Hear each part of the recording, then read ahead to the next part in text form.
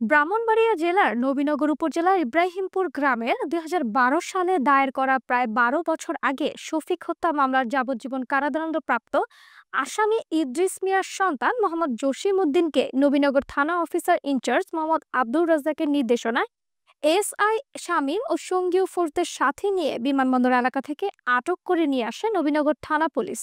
মোহাম্মদ জাবেদ আহমেদের পাঠানো রিপোর্ট। সরেজমিনে ইব্রাহিমপুর বাঁশবাজার ইদ্রিস মিয়ার বাড়িতে গিয়ে জানা যায় তিনি বহু বছর আগে বাড়িটি বিক্রি করে চলে গেছেন। এ সময় ওই এলাকার লোকজনের সাথে কথা বলে জানা যায় ২০১২ সালে সৌদি আরব প্রবাসী শফিকুল ইসলাম ছুটিতে দেশে আসার পর তার স্ত্রীর সহযোগিতায় বালিশ চাপা দিয়ে হত্যা করেন শফিকুলের সৎ ভাই ও তার স্ত্রীর পরকীয়া প্রেমিক জসিম উদ্দিন। এরপর বিষয়টি নরমাল পেটে অসুখ হয়ে মৃত্যু হয়েছে বলে চালিয়ে দেন। সে সময় শফিকুলের ঘাতক স্ত্রী গ্রেফতার হলেও জসিম উদ্দিন তার পরকীয়া প্রেমিকার সহযোগিতায় পালিয়ে যায় সিঙ্গাপুরে। এরপর থেকে জসিম পলাতক ছিলেন বলেও জানান এলাকাবাসী।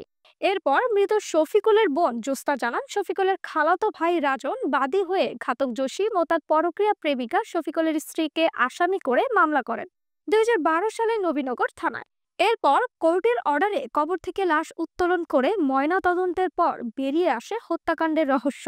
এ বিষয়ে নবীনগর থানার অফিসার ইনচার্জ মোহাম্মদ আব্দুর রাজ্জাক বলেন, মাননীয় পুলিশ সুপার মহোদয়ের নির্দেশনায় আমরা গোপন সংবাদের ভিত্তিতে অদ্য রাত 1:20 সময় ঢাকা এয়ারপোর্ট থেকে শফিকুল হত্যা মামলার আসামি, দীর্ঘদিন সে পলাতক ছিল, মাঝে মাঝে সে ঢাকা আসছে বিদেশ থেকে, সে বিদেশে পলাতক ছিল, এটা আমাদের কাছে ইনফরমেশন ছিল। গত রাতে আমাদের মাননীয় পুলিশ সুপার মহোদয়ের নির্দেশক্রমে আমরা তাকে ঢাকা এয়ারপোর্ট থেকে গ্রেপ্তার করতে সক্ষম হই। গ্রেপ্তার অভিযানে SI Shamim, ASI Billal, ASI Abul Kalam সহ সঙ্গে ফোর্স ছিল। তাদেরকে বর্ণিত আসামি জসিম উদ্দিনকে আমরা থানাতে হাজির করে তাকে জেল হাজতে আমরা প্রেরণ করেছি।